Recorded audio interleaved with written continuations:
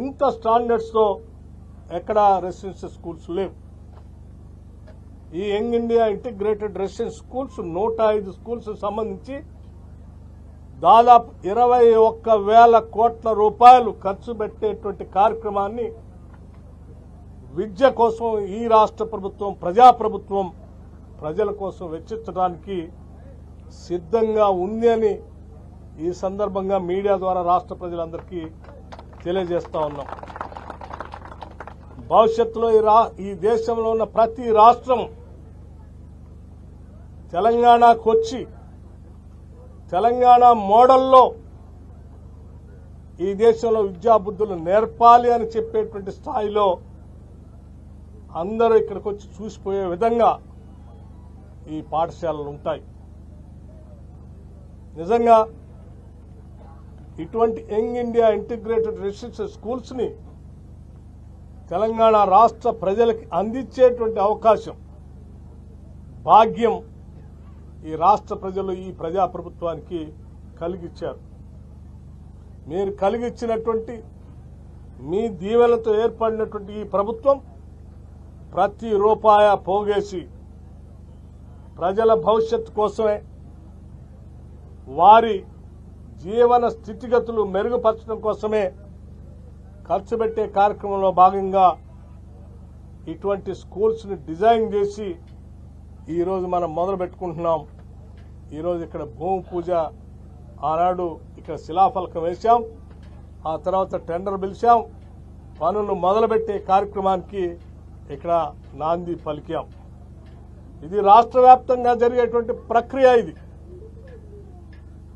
ప్రతి శాసనసభ నియోజకవర్గంలో మొదటి దశలో కనీసం ఒక్క స్కూలు తగ్గకుండా ఇటువంటి ఏర్పాట్లు చేస్తా ఉన్నాం. ఈ పాఠశాలలో డైట్ కానీ లేకపోతే టీచింగ్ కానీ ఒక ఆరోగ్యవంతమైనటువంటి మెదడు, శారీరక దారుఢ్యం పెరగటానికి కావాల్సిన విధంగా ఏర్పాట్లు ఉంటాయి. న్యూట్రిషియస్ ఫుడ్ తో పాటు అతనికి మంచి మేధో సంపద పెరగటం కోసం కావలసినటువంటి టీచింగ్ ను కూడా ఈ ప్రాంగణాల్లో ఏర్పాటు చేయబడతాయి. ఇది రాష్ట్ర ప్రజలు గర్వించదగే స్థాయిలో young India integrated residential schools ఉంటాయి. ఆ స్థాయిలో దీన్ని ఏర్పాట్లు చేయబోతా ఉన్నాం, చేస్తామని కూడా మీ ద్వారా రాష్ట్ర ప్రజలందరికీ తెలియజేస్తా ఉన్నాం. ధన్యవాదాలు. నమస్కారం. Anything else? ఆ స్కూల్ ఏది, ఆ మ్యాప్ ఏది?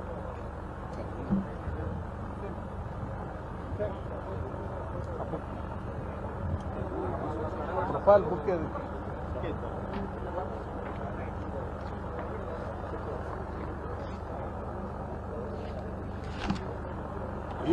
ఈ స్కూల్ సంబంధించినటువంటి ప్రొఫైల్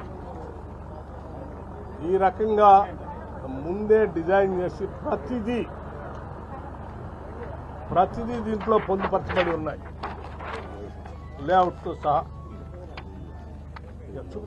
ఒకటి లేఅవుట్,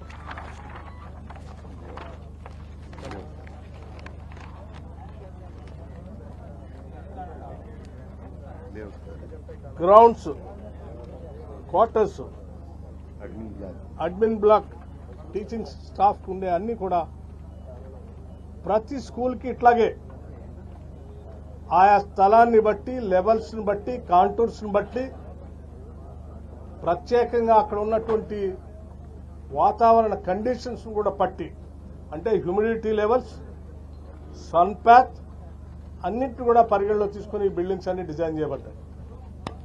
నమస్కారం. Thank you.